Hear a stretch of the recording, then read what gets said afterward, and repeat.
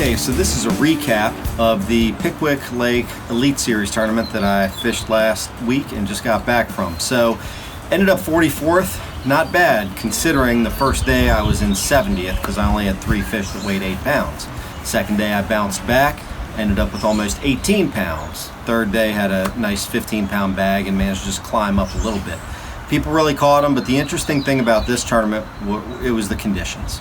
So we actually had to postpone 2 days of the tournament because of rough weather. We had tornadoes, we had flooding type rains.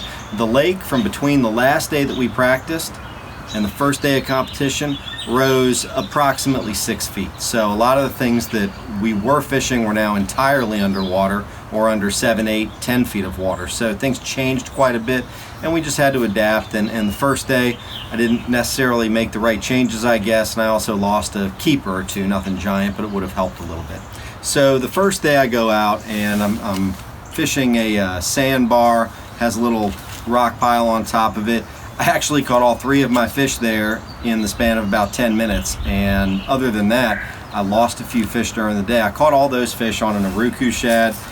This isn't the one because my boat is still in Alabama. I had to fly back home, but the Uruku shad 75, great lipless crankbait, easy to fish in 5 or 6 feet of water. I was throwing a mud bug red, but this is obviously a shad cellmate color.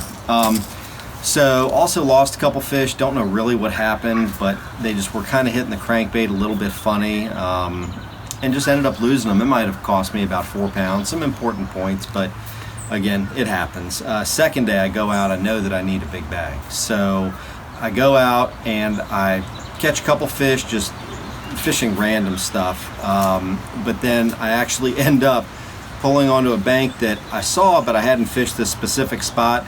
And on a crankbait, I caught a 4-pounder, and I was pretty close to my limit. Went up the bank a little bit more and found what I'm calling the magic tree. I don't have any here because, again, they're all on my boat, but I was flipping a green pumpkin D-bomb, and that D-bomb has saved me more times than I can remember over the years. So I flip into the end of the tree, catch 2.5. Go up about 5 more feet in the tree towards the bank, catch a 3-pounder. Throw him in the live well, pitch back in there with that same green pumpkin D-bomb about another 5 feet closer to the bank, catch a 3.5. Put him in the live well, cull, throw back in. I knew that at this point if I caught a 4 or 5 pounder I'd have a good chance of making the cut. Flip in there, no kidding, sinks down to the bottom. I pull up, there's a fish on it, set the hook, 4-pounder, throw him in the boat, and that was a $10,000 fish, and ended up putting me into the third day. So the D-bomb, when you need a big fish, when you need some fish, when you need something to save you, that thing has done it for me more times than I can remember. So the final day, I kind of have nothing to lose. I squeaked in 48th place, so just inside the top 50 cut. I ended up actually climbing up 4 additional spots with a 15-pound bag. I ended up catching actually some of those fish on the Spro Little John Micro DD 45. Again, this is not the bait. I was throwing a homemade shad. This is pretty close and would have worked, but I was throwing the homemade shad color, and this thing put a number of fish in the boat, including a 3¼ pound smallmouth that really helped the bag. That fish, with these gamakatsu hooks, that fish was hooked actually not even in the mouth.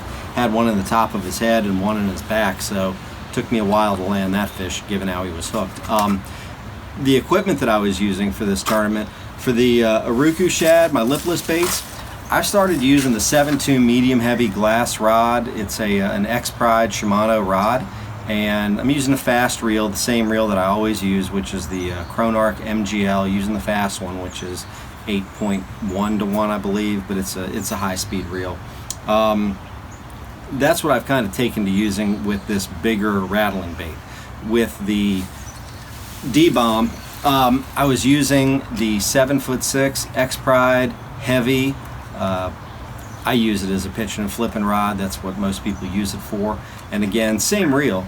I was using the Chronarch MGL high speed, and I was using 20-pound fluorocarbon, 1/8 ounce weight, 5/0 Gamakatsu heavy duty flipping hook. Just that one outfit and that setup has just put a ton of fish in the boat for me.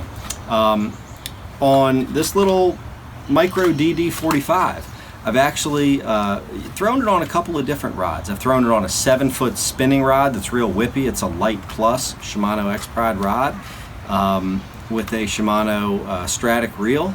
And I like that, and if it's extremely windy, that's what I like to throw. And if I'm using lighter line, want to get it down to 8 or 10 feet, which this tiny little bait will do. It's pretty unique. I throw that. I actually caught a few at Fort Loudon on that. I also ended up throwing it on a bait caster. Now, the Shimano Aldebaran reel, it's expensive, but for finesse type baits or throwing lighter baits, it is a very precise, incredible reel, and that's actually the reel I was using. It was the Aldebaran, the high-speed one, which I think is a 7-to-1, 12-pound test. So this thing maybe was running about 6 feet, something like that on that 12-pound test. And I used the 610 medium rod, which I use for jerk baits all the time.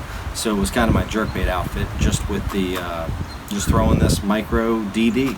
So ended up dropping a few points in the AOY situation, went down to 15th, but it's so tight right now because we've only had a few tournaments. I am only, I think, 9 points out of 8th place or 9 points out of 9th place, so it's still very tight.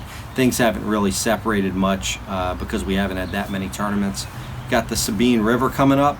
That's going to be a little more in my wheelhouse, and it's tidal river. Should be a lot of fish caught, probably some smaller fish, so the real key is going to be catching big fish. So flying down there at the end of next week after working all week, and we'll see what happens. But thanks for following, and I'll let you know what happens at the Sabine.